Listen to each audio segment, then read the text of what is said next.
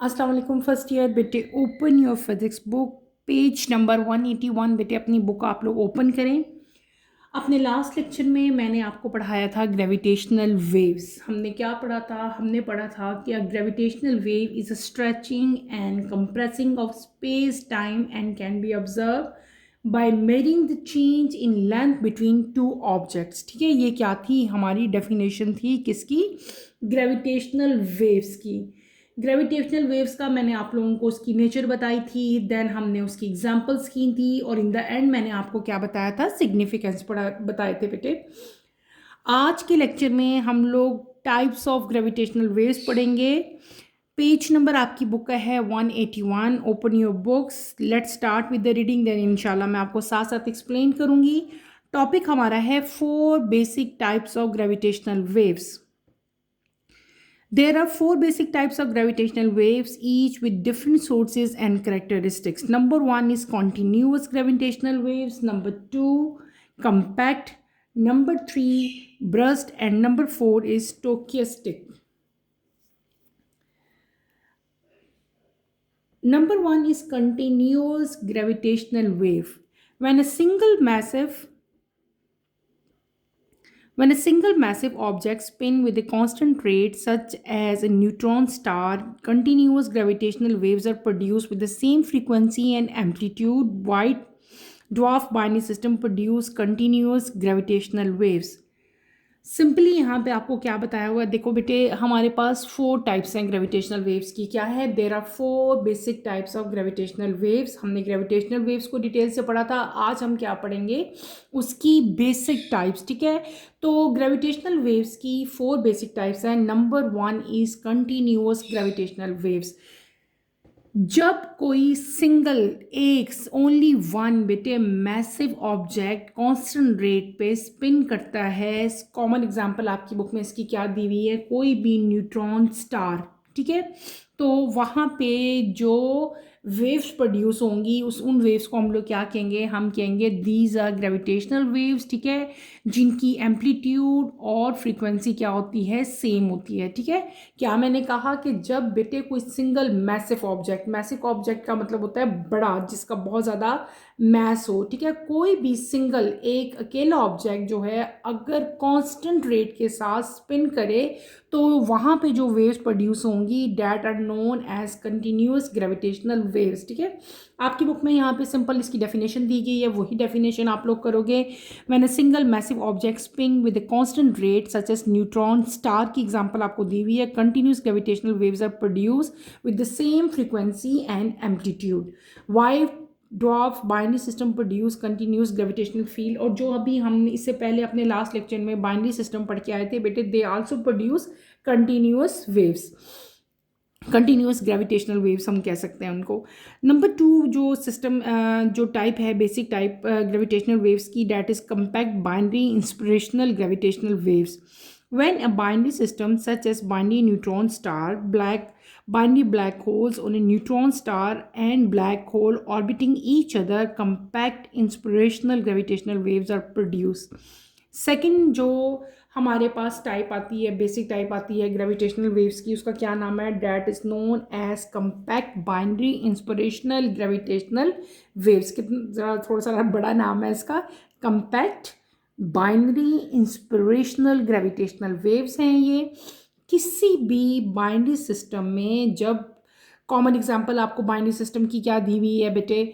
Neutron star हैं, black holes हैं, या न्यूट्रॉन स्टार या ब्लैक होल जब एक दूसरे के इर्द गिर्द ऑर्बिट करते हैं, दे ऑर्बिटिंग ईच अदर। ठीक है, तो यहाँ पे इस तरह के सिस्टम में जब वेव्स प्रोड्यूस होंगी तो उस तरह की वेव्स को हम लोग क्या कहेंगे? Compact binary inspirational. यानी कि दो डिफरेंट आपके पास अगर होते हैं, सपोज एक हम न्यूट्रॉन स्टार ले लेते हैं, एक हम ब्लैक होल ले लेते हैं, और ये दोनों एक दूसरे को ऑर्बिट कर रहे हैं, they both are orbiting each other. इस केस में जो वेव्स प्रोड्यूस होंगी that these waves are known as compact binary inspirational gravitational waves. Number three, burst gravitational waves. These are produced by violent events such as supernova, gamma ray burst और cosmic strings. ठीक है, ये वो waves हैं जो special type के जो violent events होते हैं बेटे, जैसे कि इवेंट्स में कॉमन एग्जांपल कौन सी है, सुपरनोवा इवेंट, ठीक है, गैमा रेज का जब ब्रस्ट होता है, या फिर कॉस्मिक स्ट्रिंग्स, ठीक है। इन तीनों से जो वेव जनरेट होंगी, ठीक है, जो वेव्स प्रोड्यूस होंगी, उन वेव्स को हम लोग क्या कह लेंगे, ब्रस्ट ग्रेविटेशनल वेव्स कह लेंगे। यानी कि ये वो वेव्स हैं जो violent event like supernova, gamma rays burst और कॉस्मिक स्ट्रिंग से प्रोड्यूस होती हैं। नंबर फोर्थ वेव यहाँ पे कौन सी आ रही है, स्टोकेस्टिक, ठीक है, stochastic gravitational waves. Stochastic gravitational waves are weak random signals of gravitational waves which are produced by a superposition of many weak gravitational wave sources such as distant binary system. These gravitational waves are the most difficult to detect. Last जो हमने wave की types पढ़ी that is known as stochastic waves, ठीक है। Stochastic waves जो हैं basically they are very weak waves होती हैं ये, ठीक है, और वीक रैंडम सिग्नल्स इनके होते हैं, और ये बेसिकली प्रोड्यूस कब होती हैं, जब आपके पास बहुत सारी वीक वेव जो हैं वो एक दूसरे को सुपर पोजिशन कर लेती हैं। हम लोगों ने, आप लोगों को याद हो जब मैंने आपको वेव्स का चैप्टर पढ़ाया था तो वहाँ पे हमने सुपर पोजिशन का बेटे सारा टॉपिक जो है वो डिटेल से पढ़ा था कि किस तरह वेव जो हैं वो दे सुपर पोजिशन ईच अदर। तो बहुत सारी जब क्या होता है कि बहुत सारी वीक ग्रेविटेशनल वेव जो हैं वो जब एक दूसरे को सुपर पोजिशन करेंगी, उनकी सुपर पोजिशन से जो वेव्स जनरेट होती हैं उनको हम लोग क्या कहते हैं, स्टोकेस्टिक वेव्स कहते हैं। और बेसिकली स्टोकेस्टिक ग्रेविटेशनल वेव जो हैं they are very weak in nature, ठीक है, और इनको डिटेक्ट करना भी बहुत ज़्यादा डिफ़िकल्ट होता है क्योंकि ये बहुत ज़्यादा वीक होती हैं, इनकी कंटिन्यूटी भी बार बार डिस्टर्ब होती है। डेट्स वाई इनको जो है वो डिटेक्ट करना जो है बेटे वो बहुत ईजी है, बहुत डिफ़िकल्ट है, सॉरी। तो हमारे पास क्या हो गया कि हमने क्या पढ़ लिया, हमने पहले पढ़ा ग्रेविटेशनल वेव्स क्या हैं। मैंने आपको बताया है कि ग्रेविटेशनल वेव जो हैं बेटे ये क्या होती हैं, स्पेस टाइम की स्ट्रेचिंग और कंप्रेसिंग होती है। फिर हमने क्या पढ़ा, ग्रेविटेशनल वेव्स की चार मेन जो हैं हमने टाइप्स पढ़ी, ठीक है। कौन कौन सी पढ़ी आपको मैंने सारी डिटेल से पढ़ाई, आपकी बुक में यहाँ की डेफिनेशंस भी इनकी दी हुई हैं, एज इट इज़ ही आपने इनको लर्न कर लेना है। क्लियर हो गया। अब हमने क्या पढ़ लिया, हमने डेफिनेशन भी कर ली, इसकी एग्जांपल भी कर ली, इसके सिग्निफिकेंस भी कर ली, और इसकी हमने टाइप्स भी कर ली। आगे चलते हैं बेटे, आगे पढ़ते हैं। Every physical object that accelerate produce gravitational waves. Vehicles, airplanes, etc. are included in it. The masses and the acceleration of objects on the earth are too small to make gravitational wave big enough to be detected with one instrument. Simple यहाँ पे एक information आपके लिए है कि जितने भी physical objects हैं जो कि प्रोड्यूस कर रहे हैं, जितने भी मतलब एवरी ऑब्जेक्ट जो एक्सेलरेट, जिनके जो एक्सेलरेट करते हैं, मूव करते हैं, जितने भी हमें ऑब्जेक्ट इर्द गिर्द अपने नज़र आते हैं they generally produce gravitational waves, ठीक है। कॉमन एग्जांपल आपको दी हुई है, व्हीकल्स, जितनी कार चल रही हैं, बसेस चल रही हैं, आपको जितनी ऑटोमोबाइल्स नज़र आते हैं, इवन एयरप्लेन जो हैं, ये सारे के सारे ग्रेविटेशनल वेव्स बेटे प्रोड्यूस करते हैं। और जो मास और एक्सेलरेशन है इन ऑब्जेक्ट की ऑन द अर्थ पे जितने भी बॉडीज़ की बात हो रही है, ये जो हैं दे आर टू स्मॉल, इनका जो मास है वो बहुत ज़्यादा स्मॉल है, इसीलिए यहाँ पे जो ग्रेविटेशनल वेव्स प्रोड्यूस होती हैं बेटे वो इतनी बड़ी नहीं होती, वो स्मॉलर होती हैं, और इनको जो है वो डिटेक्ट करना इंस्ट्रूमेंट्स के साथ क्या होता है, काफ़ी डिफ़िकल्ट होता है। यानी कि जैसे हम स्पेस पे जाएं तो वहाँ पे हमारे पास बहुत ज़्यादा मैसिव ऑब्जेक्ट्स होते हैं, जितने ज़्यादा मैसिव ऑब्जेक्ट होते हैं उतनी ग्रेविटेशनल वेव्स को डिटेक्ट करना क्या होता है, इजी होता है। और जितना कोई भी ऑब्जेक्ट जो है वो जितना स्मॉल होगा उतनी उसकी ग्रेविटेशनल वेव्स को डिटेक्ट करना क्या हो जाता है, मुश्किल हो जाता है।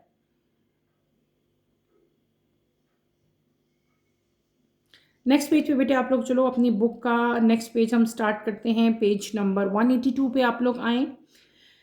यहाँ पे हम रीडिंग करेंगे, देन मैं आपको इसको एक्सप्लेन करूंगी। As a binary system also term as binaries orbit each other, they emit gravitational waves which can be detected by observatories like LIGO, Laser Interferometer Gravitational Wave Observatory, which is situated in USA, and Virgo, a large-scale gravitational wave observatory in Cascina, Italy. The waves carry information about the system's mass, spin, and merger dynamics, offering insight into these extreme cosmic objects and move with the speed of light. The binary system are significant source of gravitational waves, and their merges, collision, and the union of two massive objects resulting more massive single object are among the most intense cosmic event. As the mass orbit and accelerate, their gravitational intensity fluctuate, generating waves that radiate outward in all directions. These waves are not bounded by a binary system gravity. Instead, they travel freely through space-time at the speed of light. The waves propagate through the universe, weakening in intensity as the distance themselves from the source. The characteristics of gravitational waves depend upon the system properties such as masses of the object, orbital period and frequency, eccentricity of the orbit. Eccentricity E is the measure of the amount by which an object deviates from a perfect circle. ये मैं आपको explain करती हूँ हमने क्या पढ़ा। Simple आपको यहाँ पे क्या बताया हुआ है बेटे, मैंने आपको बल्कि उस दिन अपने लास्ट टॉपिक में भी ये सारी इन्फॉर्मेशंस बता दी थी। हमने उसी दिन बाइनरी सिस्टम की इंपॉर्टेंस सारी देख ली थी कि बाइनरी सिस्टम जो हम डिटेल से पढ़ के आए थे, हमने क्या पढ़ा था बाइनरी सिस्टम। पहले तो हम उसको रिकॉल करें। बाइनरी सिस्टम से रिलेटेड ही सारा यहाँ पे आपको टॉपिक दिया गया है। हमने क्या कहा था, ऐसा system that consist of two compact object. कोई भी सिस्टम जिसमें दो कॉम्पैक्ट ऑब्जेक्ट्स हों, जैसे कि आप कह सकते हो ब्लैक होल हो, न्यूट्रॉन स्टार हो, ठीक है। जब वो एक दूसरे के इर्द गिर्द ऑर्बिट करते हैं, दे ऑर्बिटिंग ईच अदर, ठीक है। कोई से दो ऑब्जेक्ट, ठीक है, यही पढ़ा था ना। ऐसा सिस्टम जिसमें कोई से दो कॉम्पैक्ट ऑब्जेक्ट जो हैं वो एक दूसरे को ऑर्बिटिंग कर रहे हों और ग्रेविटेशनल वेव्स को एमिट कर रहे हों, तो ऐसे सिस्टम को हम लोग क्या कहते थे, that system is known as binary system, ठीक है। यही पढ़ा था ना हमने बाइनरी सिस्टम की डेफिनेशन में। तो उसी बाइनरी सिस्टम की बात बेटे आगे हो रही है कि बाइनरी सिस्टम को हम लोग बाइनरीज भी कहते हैं। क्या कहते हैं, binary system is also known as binaries, they orbiting each other, ठीक है। और जब वो एक दूसरे के इर्द गिर्द ऑर्बिट करते हैं तो वो क्या करते हैं, दे एमिट ग्रेविटेशनल वेव्स, ठीक है।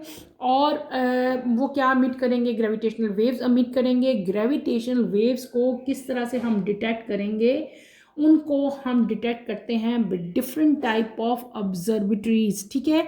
और ये ऑब्जर्वेटरीज कौन कौन सी हैं, कॉमन एग्जांपल बहुत बड़ी बड़े इंस्ट्रूमेंट्स हैं, ठीक है, जिनको हम लोग क्या कहते हैं, ऑब्जर्वेटरीज कहते हैं। और ये बेटे इनसे क्या होता है कि हम लोग डिटेक्ट कर लेते हैं किसको, इलेक्ट्रोमैग्नेट जो ग्रेविटेशनल वेव्स हैं सॉरी आपकी, उनको जो है डिटेक्ट किया जाता है। कॉमन एग्जांपल इसकी कौन सी है, LIGO, LIGO।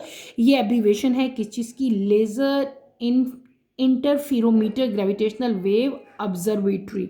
और ये कहाँ पे प्लेस है, कहाँ है ये, it is situated in USA, ठीक है, ये USA में है। और इसके अलावा एक और भी ग्रेविटेशनल वेव ऑब्जर्वेटरी है, वो किधर है, वो इटली में है, वो आपको बताया गया है। इनसे जो है हम लोग क्या करते हैं, जो ग्रेविटेशनल वेव्स हैं उनको बेटे इनसे डिटेक्ट किया जाता है। और डिफरेंट टाइप की जो वेव से रिलेटेड इंफॉर्मेशन है वो सारी की सारी हमें जो है वो मिलती है कि सिस्टम जो है उसका मास कैसा है, वो सिस्टम कहाँ को स्पिन कर रहा है, उसके डायनेमिक्स क्या हैं, ठीक है, उसकी डिफरेंट टाइप की जितनी भी प्रॉपर्टीज़ हैं वो सारी हमें जो है वो इनसे, ये जो डिफरेंट टाइप की ऑब्जर्वेटरीज जो लगी हुई हैं, जो इटली में है और जो USA में है, तो उससे हमें सारी की सारी इन्फॉर्मेशन जो है बेटे वो मिलती हैं। बाइनरी सिस्टम जो है ये बहुत ज़्यादा इधर यहाँ पे आपकी यहाँ पे सिग्निफिकेंस भी इसका लिखा हुआ है कि बाइनरी सिस्टम का सिग्निफिकेंस क्या है, इसकी इंपॉर्टेंस क्या है। आपके पेपर में अक्सर क्वेश्चन आता है, write down the short question आता है, write down the significance of binary system. तो आपने बेटे ये सिग्निफिकेंस ज़रूर याद करना है, बल्कि ये क्वेश्चन लिख लो, क्योंकि ये पेपर में क्वेश्चन आता है कि write down the importance of binary system. तो पहले मैं आपको बल्कि ये बता रही थी कि ये जो डिफरेंट टाइप के हमने कॉस्मिक ऑब्जेक्ट्स हैं, इनकी बेटे डिफरेंट टाइप की प्रॉपर्टीज़ जो हैं वो हमें सारी पता चलती हैं जब मैसेज जो ऑर्बिट का और जो एक्सेलरेट करता है, ग्रेविटेशनल इंटेंसिटी क्या करती है, फ्लक्चुएट करती है, जिसकी वजह से वेव जनरेट होंगी, ठीक है। और उन वेव्स को फिर हम क्या कर लेते हैं, डिटेक्ट कर लेते हैं, ठीक है। और वेव जो हैं बेटे वो क्या होती हैं, they are not bounded by binary system. ये बात आपने याद रखनी है यहाँ पे, इंस्टेड जो आपकी वेव्स होती हैं दे ट्रैवल फ्रीली, ठीक है, ये फ्रीली ट्रैवल करती हैं, और ये वेव जो है with the speed of light जो है वो ट्रैवल करती हैं, ठीक है। और ये जो वेव्स हैं दे प्रोपगेट थ्रू यूनिवर्स, ठीक है, वीकनिंग इन द इंटेंसिटी, जैसे जैसे ये मैंने उस दिन भी बात आपको बताई थी कि जिस तरह से ये अपने सोर्स से अवे चलती जाती हैं तो इनकी इंटेंसिटी जो है वो क्या होती जाती है, कम होती जाती है। इनकी इंटेंसिटी जो है the waves propagate through universe, ठीक है, ये बात याद रखोगे। वीकनिंग इन इंटेंसिटी, उनकी इंटेंसिटी भी वीक होती जाएगी as they distance themselves from the source, जिस तरह वो अपने सोर्स से अवे चलते जाएंगे, ठीक है। फिर हमारे पास आती है हमारे बाइनरी सिस्टम की इंटेंसिटी का, बेटे यहाँ पे भी लिखा हुआ है जो मैं भी आपको बस समझा रही हूँ ना, कि as a distance themselves from the source, जिस तरह सोर्स से डिस्टेंस अवे होता जाएगा, ज़्यादा होता जाएगा, तो उसकी इंटेंसिटी में भी कमी आती जाएगी। नेक्स्ट आपका आता है कि बाइनरी सिस्टम जो है उसकी इम्पोर्टेंस क्या है। आपके पेपर में अक्सर क्वेश्चन आता है कि what is the importance of binary system. तो बाइनरी सिस्टम जो है बेटे ये बहुत ज़्यादा इम्पोर्टेंट है, इसकी बहुत ज़्यादा इम्पोर्टेंस है। नंबर 1 इसकी इम्पोर्टेंस क्या है, यहाँ पे आपकी बुक में भी लिखा हुआ है, मैं आपको पॉइंट्स में भी बता देती हूँ ताकि आप लोगों को याद रहे। Binary system help to determine the mass of star. किसी भी स्टार का या मैसिव ऑब्जेक्ट जो हैं उनका बेटे मैस फाइंड करने के लिए बाइनरी सिस्टम जो है वो बहुत ज़्यादा इम्पोर्टेंस रखता है। बाइनरी सिस्टम से हम लोग किसी भी स्टार का जो मैस है उसको ईजिली जो है हम लोग क्या कर सकते हैं, डिटरमिन कर सकते हैं। ये इसका पहला जो है वो आप लोग कह सकते हो कि इसकी पहली इंपॉर्टेंस है। अगर नंबर 2 इंपॉर्टेंस आप लोग लिखो तो आप ये लिख सकते हो कि some binaries are source of x-rays, ठीक है। कुछ बाइनरीज जो हैं, बाइनरीज अभी हमने पढ़ी ना यहाँ पे, also term as binaries, binary system को हम बाइनरीज भी कहते हैं।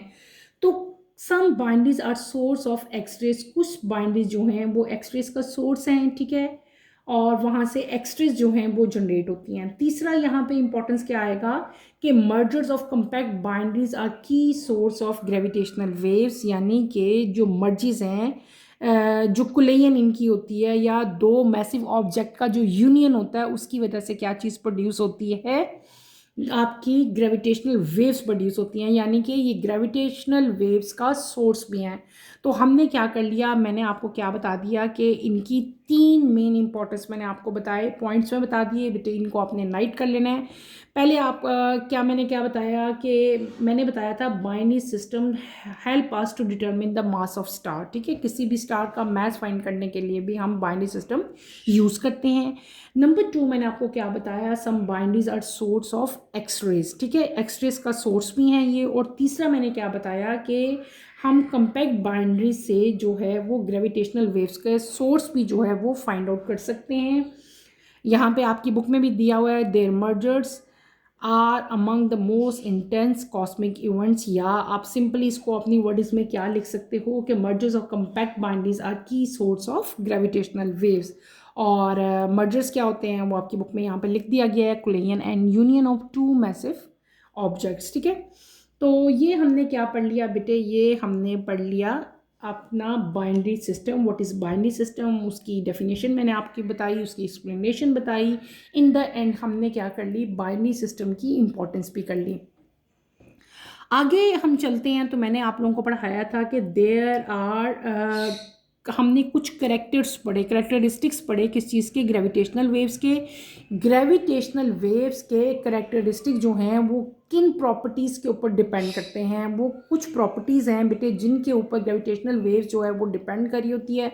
वो कौन कौन सी प्रॉपर्टीज़ हैं आपकी बुक में लिखी हुई है। पहली है message of the object, number 2 है ऑर्बिटल पीरियड एंड फ्रीक्वेंसी, और नंबर 3 क्या है हमारे पास, ई सेंट्रिसिटी ऑफ द ऑर्बिट। ये तीनों आपने याद रखनी। पहले मैंने क्या कहा कि mass of the object, mass of the object पे जो है वो डिपेंड करती है ग्रेविटेशनल वेव। दूसरी कौन सी है, ऑर्बिटल पीरियड, यानी कि ऑर्बिटल पीरियड कितनी देर, कितना टाइम लगाती है ऑर्बिट करने में, स्पिन करने में, उसकी फ्रीक्वेंसी क्या है, उसकी स्पीड क्या है। और तीसरी चीज़ यहाँ पे हमने क्या देखी, eccentricity. What is eccentricity बेटे, ई सेंट्रिसिटी क्या होता है, eccentricity is a measure of the amount, ये मेजर है किसी भी अमाउंट की जिससे ऑब्जेक्ट जो है वो डेविएट हो जाता है किससे, परफेक्ट सर्कल से। एक सर्कल की इंडिकेट वो ऑर्बिट कर रहा होता है ना, तो उस सर्कल से जो डेविएट होना है उसका, उस प्रॉपर्टी को, उसकी जो जो डेविएट होने की जो प्रॉपर्टी है उसकी मेजरमेंट को हम लोग क्या कहते हैं, ई सेंट्रिसिटी कहते हैं। आपकी बुक में ई सेंट्रिसिटी की डेफिनेशन दी हुई है, इसको आप लोग कॉमर्स में इनक्लोज कर लो या इसको अंडरलाइन कर लो ताकि आपको ये जो है भूले ना। और नीचे कुछ साइंस दिए हुए हैं यहाँ पे हमारे पास, ये जो साइन है डेट इज सर्कुलर ऑर्बिटेड, ये इसेंट्रिसिटी का साइन है, ठीक है। अगर 1 होगी इसका मतलब है पैराबोलिक ट्रेजेक्टरी है, अगर ये ग्रेटर देन 1 होगी तो हाइपरबोलिक होगी, और अगर ये 0 से कम है और 1 से ज़्यादा है तो ये क्या होगी, एलिप्टिकल ऑर्बिट होंगे। यानी कि आपको डिफरेंट टाइप के ऑर्बिट्स बता दिए अकॉर्डिंग टू जो है ई सेंट्रिसिटी के लिहाज से, ठीक है। तो वो कौन कौन से हैं आपको बता दिए हैं पहले, कि ऑर्बिट की टाइप क्या होगी या ऑर्बिट की टाइप्स हैं, ठीक है। There are 4 types of orbit, कौन कौन से, सर्कुलर हैं, एलिप्टिकल हैं, पैराबोलिक हैं, और लास्ट में आपके पास क्या है, हाइपरबोलिक, ठीक है। Parabolic, hyperbolic, elliptical and circular, ये क्या चीज़ें हैं, these are types of orbit, ये ऑर्बिट की टाइप्स हैं। और आपको बता दिया है कि उनकी वैल्यूज़ क्या होंगी, ठीक है। और फिर आपको क्या बता दिया, उनकी डिस्क्रिप्शन बता दी है। क्या डिस्क्रिप्शन है, दोबारा मैं एक दफ़ा रिपीट कर देती हूँ। यहाँ पे क्या आपको बताया है, पहले हमने क्या पढ़ा, हमने 3 यहाँ पे करेक्टरिस्टिक्स या ग्रेविटेशनल वेव्स के जो करेक्टरिस्टिक्स हैं वो 3 तरह की प्रॉपर्टीज़ पे डिपेंड कर रहे हैं। किस किस पे, मैस ऑफ द ऑब्जेक्ट है, दूसरा क्या है, ऑर्बिटल का पीरियड और उसकी फ्रीक्वेंसी, और तीसरी चीज़ हमने यहाँ पे क्या पढ़ी, एक नया फिनोमेना आपने यहाँ पे आज पढ़ा, eccentricity. What is eccentricity, eccentricity की डेफिनेशन आपकी बुक में लिखी हुई है, आपने एज इट इज़ याद करनी है। Eccentricity is the measure of amount by which an object deviates from a perfect circle, ठीक है। तो यहाँ पे आपको बेटे एक मेजरमेंट बता दी है, इस मेजरमेंट को मैं आपको एक्सप्लेन कर देती हूँ, समझा देती हूँ। हमें क्या चीज़ यहाँ पे इस पूरी चीज़ में आपको 3 डिफरेंट चीज़ें बताई हैं। एक चीज़ आपको बताई है ऑर्बिट की टाइप, एक आपको बताई हुई है उसकी डिस्क्रिप्शन, और एक आपको क्या बताई है, ई सेंट्रिसिटी। हमें 4 मेन चीज़ें यहाँ पे बताई हैं। मैं आपको इसको ईजी फॉर्म में लिख के देती हूँ ताकि आपको ज़्यादा क्लैरिटी आए, ठीक है। मैं आपको खुद से लिख के दिखाती हूँ ज़रा टेबल की फॉर्म में, ताकि आपको फर्दर इसमें क्लैरिटी आए कि ई सेंट्रिसिटी जो है वो किस तरह से यहाँ पे होगी। हम क्या करते हैं बेटे, यहाँ पे आप लोग एक छोटा सा टेबल बनाओ, ठीक है, मेरे साथ मैं आपको बताती हूँ। यहाँ पे हम क्या मेंशन कर लेते हैं, ई सेंट्रिसिटी, ई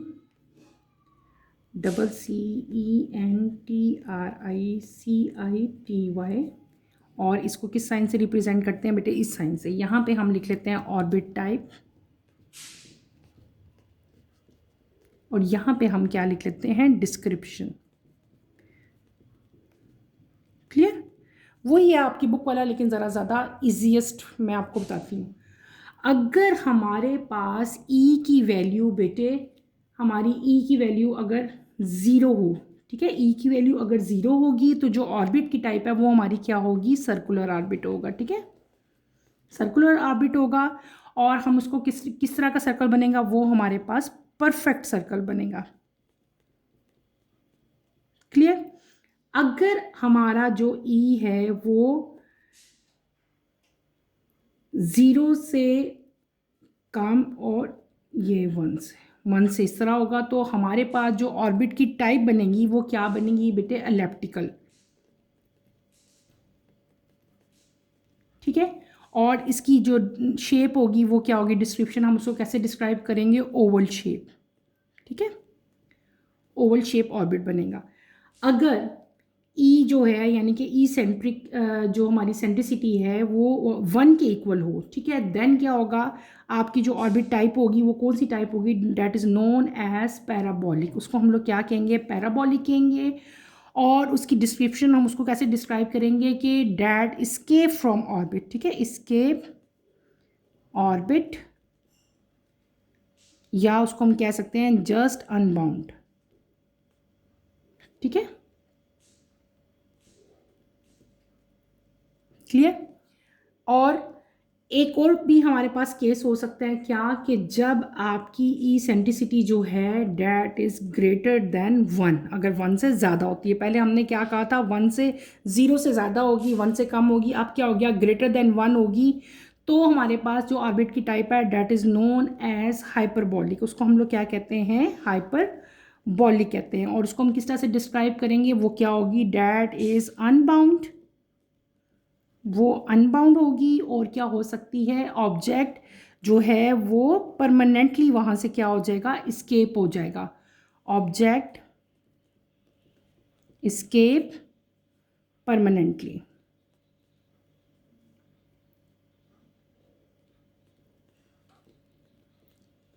क्लियर हो गया। ये मैंने आपको क्या बता दिया, हमने यहाँ पे 4 डिफरेंट टाइप्स पढ़ ली, ठीक है। क्लियर हो गया बेटे, आप लोग इसको एज इट इज़ उतार लो अपनी अपनी नोटबुक्स में, ताकि आप लोग इसको याद रखो, ठीक। यहाँ पे भी ये टेबल एक हमारा छोटा सा बन गया ना, ठीक है। एज इट इज़ आप लोग भी इसको अपनी अपनी नोटबुक्स में ड्रॉ कर लो, ठीक। अब क्या हो गया, मैंने ये आप लोगों को टेबल ड्रॉ करके दिखा दिया। हमने यहाँ पे क्या कर दी, ये टेबल है हमारा, किस चीज़ का टेबल है, these are values and orbit type, ठीक है। वैल्यूज़ और ऑर्बिट टाइप का मैंने आपको टेबल ड्रॉ करके दिखा दिया, जो आपको स्क्रीन पे नज़र आ रहा है। हमने क्या किया, यहाँ पे ई सेंट्रिसिटी, ऑर्बिट टाइप, और उसको मैंने डिस्क्राइब कर दिया। अगर ई की वैल्यू 0 होगी देन ऑर्बिट टाइप किस तरह का होगा, उसकी डिस्क्रिप्शन मैंने यहाँ पे लिखी। अगर ई जो है वो ग्रेटर देन 0 और लेस देन 1 होगा, तब ऑर्बिट की टाइप एलिप्टिकल होगी, शेप उसकी क्या होगी, ओवल होगी। अगर ई सेंट्रिसिटी हमारी 1 के इक्वल होगी, ऑर्बिट टाइप हमारी पैराबोलिक होगी, और डिस्क्रिप्शन में हमने क्या लिखा कि वो ऑर्बिट से स्केप कर जाएगा, ठीक है। और अगर ई सेंट्रिसिटी जो है हमारी ग्रेटर देन 1 होगी, तो जो हमारा ऑर्बिट टाइप होगी डेट इज़ नोन एज, उसको हम लोग ऑर्बिट को क्या कहते हैं, हाइपरबॉलिक कहते हैं, जब ई सेंट्रिसिटी हमारी 1 से ज़्यादा होगी। तो इस केस में क्या होता है कि ऑब्जेक्ट जो है वो परमानेंटली जो है उधर से स्केप कर जाता है। क्लियर हो गया।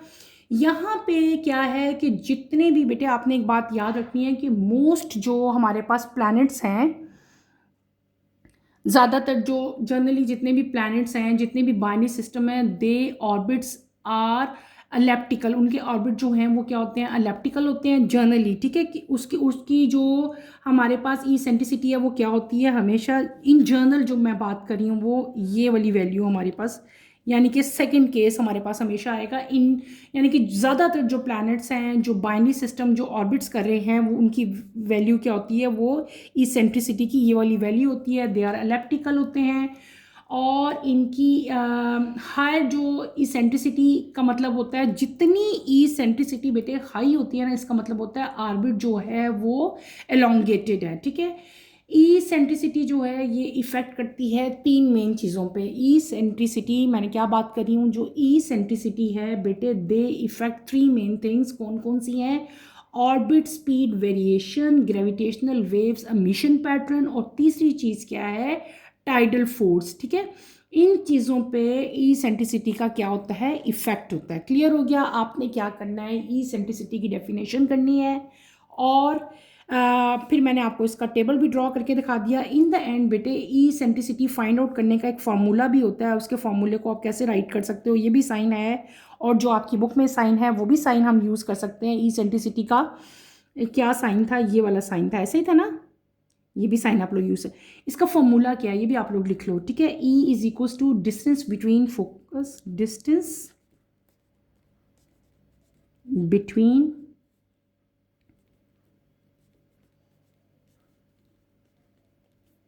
Divided by length of major axis, ठीक है,